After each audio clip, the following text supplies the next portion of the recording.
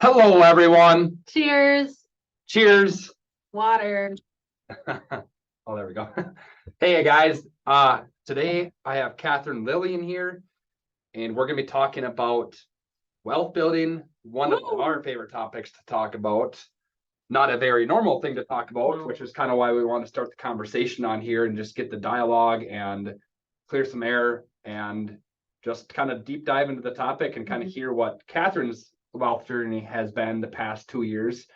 And you got a pretty exciting story. So I guess It's a topic that seems super boring on the surface, but once you dive in, just like anything else, the more you learn, the more you want to learn. And then you start seeing improvements or progress in your own like wealth building journey, and it just gets more and more exciting.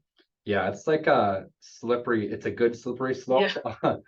of learning about how to build wealth, and the reason why we build wealth makes you want to build more wealth, and then you want to learn more about it. So we're here to kind of start that conversation. So my first question is, what is wealth versus income? I think is the biggest thing we got to clear up with people, because what's the first thing we talk about as realtors on how to like differentiate ourselves? GCI. Like we all talk about I make money. we all talk about GCI. We talk about the how much money we made, or we talk about how many transactions we sold. Like the amount of transactions we sold. I don't care that we sell 100+ homes a year. Like, what did we actually take home, and what did we do with the money once we got the money? That's what matters to me. It is. It's cool to help 100 people or 50 people or 10 people or one. Point being, well, how does that translate into your own life? Exactly. So can you kind of give us a quick Catherine summary of what wealth is versus income? Income. That's the money I earned, whether it's trading my time or a resource of mine or something, and I am actively working for it. Yeah. And wealth is what is built from whether it's income or other resources, and that's really what I can live my life off of when I'm done earning an income.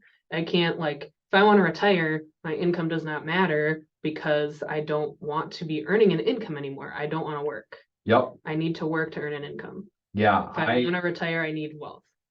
Absolutely. I did. Exactly. I agree. And the way I think about wealth is measuring wealth is how long, if I quit working right this second, how long would I be able to live the desired lifestyle I want to live before I would become completely $0 in the bank account and broke. Living in a cardboard box with Daisy. Yeah, exactly. I would rather be able to quit working, to have a financial freedom number where I can quit working and I don't necessarily need to rely on an earned income anymore, because my wealth has built up so much passive income and assets that are appreciating over time, where I don't necessarily need to think about creating an income, which is kind of ironic because we're at work right now creating an income. However, what we do with that income is what we call wealth building, and which was what we focus on a lot. So I guess you have anything else to add to that? No, really just the fact that income's temporary. You have to earn it. And it can be fun to earn it, but eventually you don't want to have to anymore. Why would we care about that as realtors?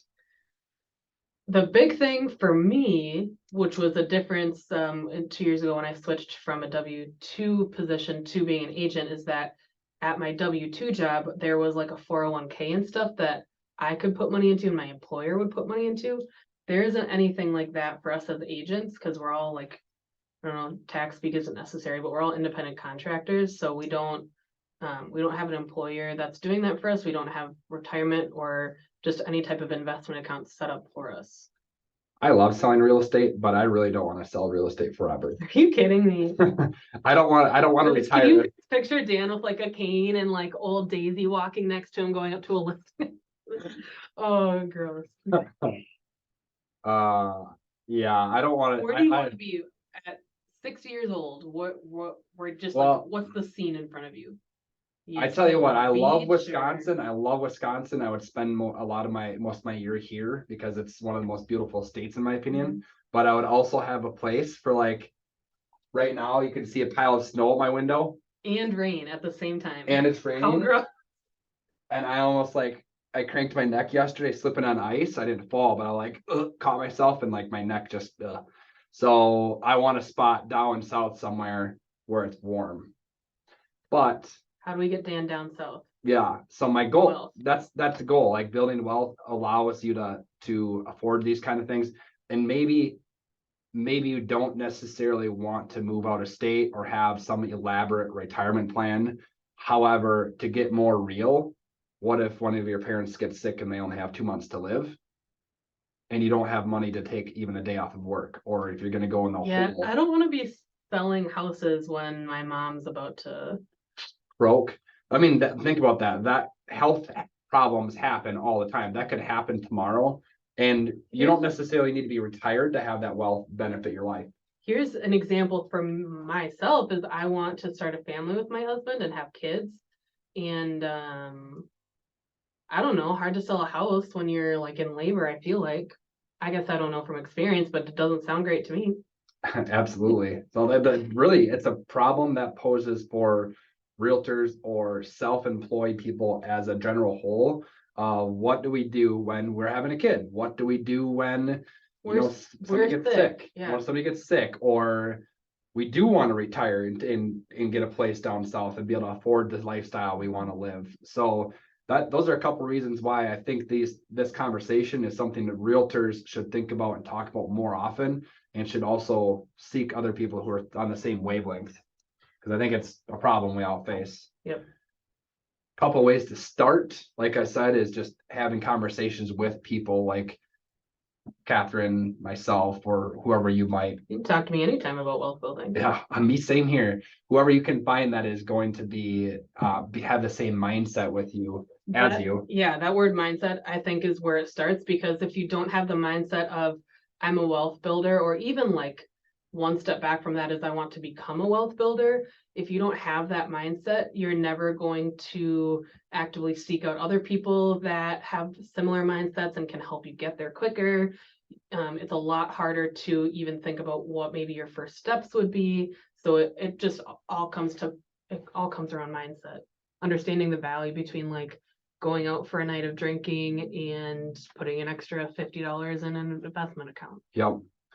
I think one of my favorite books that helped me out a lot, understanding how to systemize my brain to work in a way that's going to be allowing me to grow as a person, is Atomic Habits. Was one of my favorite books. The ironic part about it has really nothing to do with money. That's what I actually really like that. Yeah. Atomic Habits helps with any type of habit building. Yep. We happen to be talking about wealth. My favorite thing that I took out of that book was to be able to become something, you have to identify as that something. So what Catherine said earlier is identifying as this. So for me, before I ever started building my own wealth, I needed to start saying in my head, I am a wealth builder, and I make decisions like somebody who's building wealth would make. I am a badass real estate agent, and I make decisions as a badass real estate agent. You guys resonate with that. We all resonate with that as a group of realtors. Yep. It's exactly the same concept. Yep, you can just stack it on top. I'm an awesome agent, and I'm an agent because I love to build wealth with my money that I generate through real estate. So it's a really kind of a weird mindset thing, and that's where everything starts. Like before, I know everybody wants to talk about crypto or buying $1 million worth of real estate or this or that. It's like, no, we got to take it back to the core of what our brain is thinking in order to make that decision for the long run. So I think that's one of the biggest things that I think we overlook is the power of our mindset. I agree. Dan, when should I start building wealth? Right now. Right now. So the question is, when should you start building wealth as a realtor? One of the big things, we don't have a retirement plan. So you should at least start thinking about building up some sort of nest egg or a savings account to buy your first investment property. Why is it so important? Because the power of compound interest and the compound effect of starting something earlier than later. Yep. Every day you wait, actually, I was talking to Morgan about this yesterday. Every day you wait to start doing something is one day further into the future that you're gonna have to wait to reap those benefits of that action that you took today. That makes me think of every time you say yes to something, you're saying no to a bunch of other things. Yep. So every time you say yes to wealth building, you're saying no to not having wealth or not retiring. Or every time you say no to wealth building, that means you're saying yes to other things that might not help you get to the future that you see for yourself. I like it the reverse way around too. When you say no to something negative, no to something that is going to fill up your calendar, but not necessarily bring you more, a more desirable life. Yep. You're saying yes to something that you can fill that space in, that's going to compound your success and your wealth and all that stuff. And I think one of my favorite people to study as far as investing, and I haven't done elaborate studying of him, but we all know who Warren Buffett is.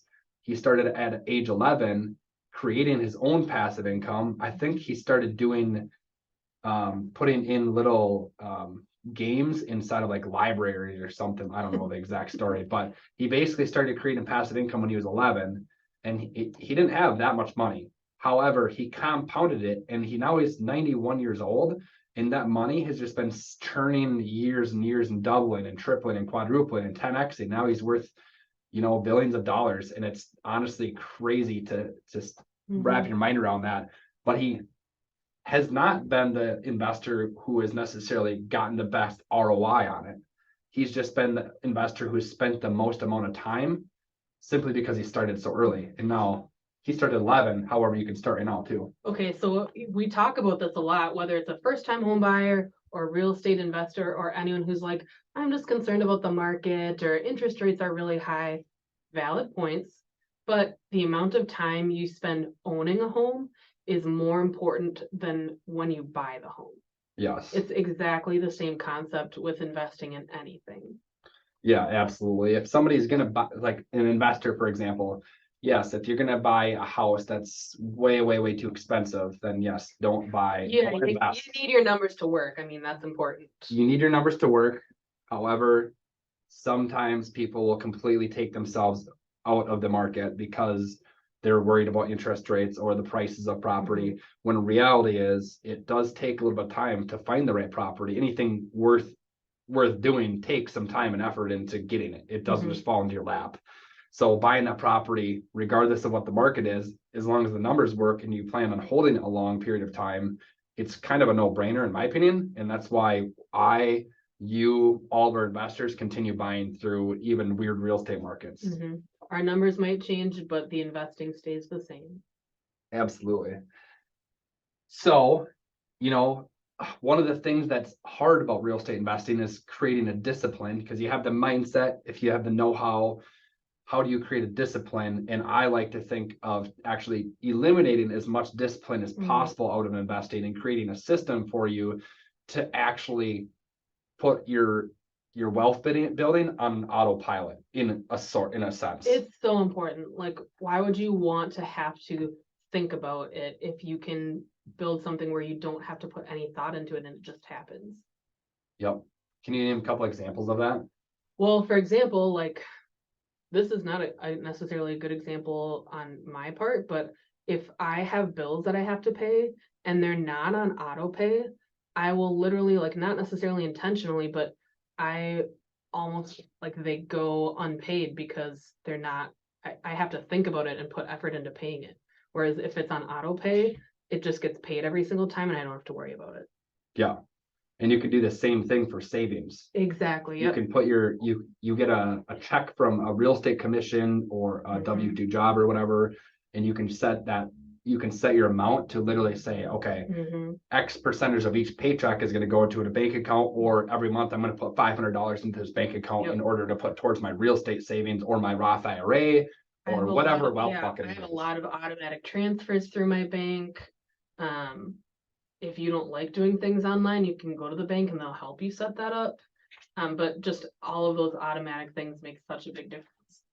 I've actually spent, so the past few years, I've had, every time I get a check, every time I get paid through any sort of real estate commissions, I'll actually take 14% of that check and put it into a completely separate account and I don't have any way to transfer it out of there, but through a debit card, I suppose I could transfer it back to the other account and then use it that way, but I don't. And it basically builds up a nest egg of cash that I can use for my next investment, whatever wealth bucket I choose to invest into, it ends up adding up pretty quick. Because I've just been systematically putting it in there. Once I take that cash, I can buy an investment property. Now, guess what? That not only is my income producing another nest egg to purchase my second property, but that first property is actually building up a cash reserve in its own cash flow to buy the second property as well. Yep. And you can compound that with the third, the fourth, the fifth, the 10th property. And before you know it, you have 20 properties and they're all cash flowing, building up and buying that 21st property. Mm-hmm. And so wealth building is a compound effect. When it's at the very beginning, it's going to be harder. But once you get the wheel spinning, you have all that momentum going forward and you really can start doing some crazy stuff. An object at rest stays at rest and an object in motion stays in motion. Exactly. So the obvious reason why I think realtors need to start thinking about wealth building is because we're in real estate, and real estate is, in my opinion, probably the one of the best, if not the best, wealth building tool that we have on earth. I think real estate, most people would say that it's one of the best ways. We just happen to have like this amazing connection and I guess insider knowledge on real estate. Yep. Which makes it even easier to invest in real estate. I don't know. It just seems like a no-brainer to me.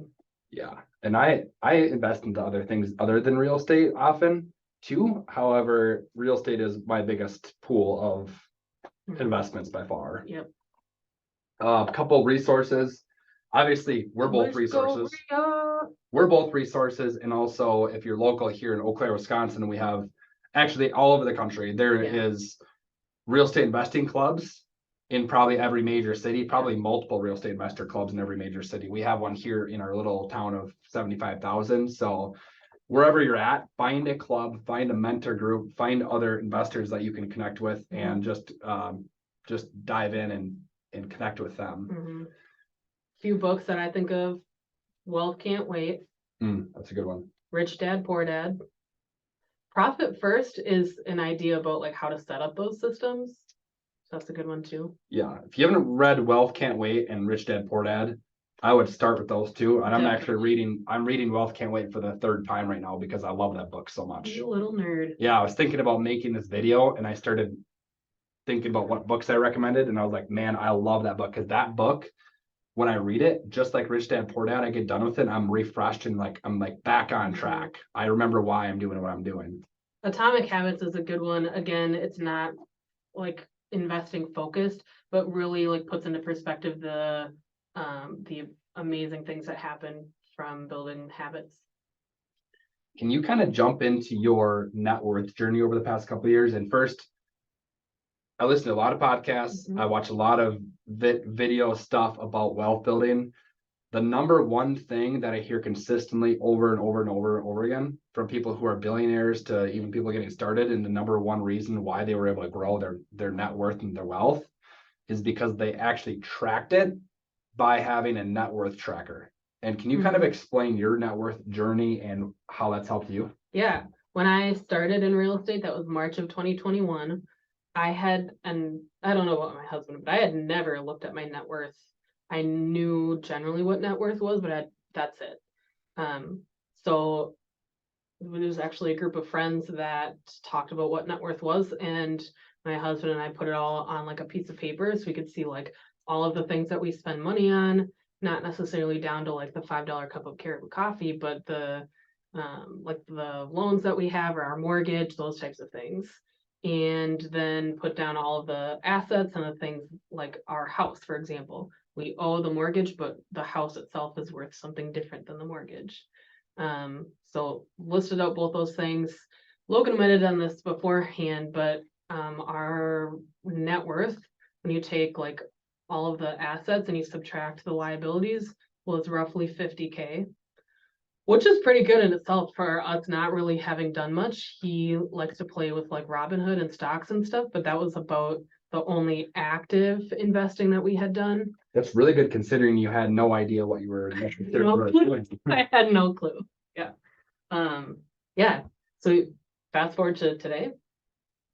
2 years later, right? Yeah, not even 2 years later, because it's January and this happened in March of 2021. So we're doing this wealth series thing. And I ask us questions if you want to know. But okay, so one of them is put your net worth together. So there's the tracker that Dan has on like a Google Sheets. So I just threw stuff in there. Not necessarily expecting much, but our net worth had increased from roughly 50,000 to 242,000. That's insane. Holy shit. I'm gonna do the math on that That's really quick. crazy. So 242,000 divided by 50,000. That's almost a 500% How crazy. gain of net worth. So I guess what we did to do that was I, understanding more about real estate, understood the value of the current house that we owned, our primary residence. So that's one, that there's some equity there. Number two is we purchased an investment property, so we own a duplex now. Number three was just being intentional about investing in specific things. So I have a financial planner at Northwestern Mutual who helps me out a lot. Logan was more intentional about where he puts money with stocks. I had two things that you did. Your house, you value added your house. You had a garage on. You've been doing little repairs here and there. The market's appreciated over time. Yeah, so that's how we've gotten the equity in our house. That's huge. The other thing that you did was you and Logan both increased your income so that you could have more discretionary income in order to put towards more investment properties. Yeah, and I guess the cool thing about that is regardless of the income, regardless of how much we've raised our income, we have not necessarily increased the spending that we have. So it's not like we now spend like, I don't even know an example, more money on like random stuff that doesn't matter, like clothes or eating out or whatever. But all of those expenses have stayed the same, which allows us to take all of that extra income and put it towards things that truly do matter in terms of wealth building. Yep. Buying assets. Yeah. Buy assets. There's a good quote that we had last week that was talked about. If you want to build wealth, spend your time buying assets, whatever that might be, stocks, bonds, commodities, real estate, whatever it might be. Spend your time learning the stuff and talking to other people who've done it, and start tracking that on a monthly or every quarterly basis, and you will see results. Because you can systemize that, put it like even on a quarterly basis, put a half hour into your calendar to review it, because then it's just going in and saying, how have things changed? Once you have it set up, it's so simple. And if it's gone down, mine's gone down many times, and at least you're aware of it. I'm able to look at it and be aware of the fact that my wealth went down, and then I can go in there and say, okay, why did it go down? What do I need to do to get back up? So super helpful. Okay. All right, guys. Nice seeing you. I hope you guys got some value out of this, and I hope to see you guys soon. Peace out.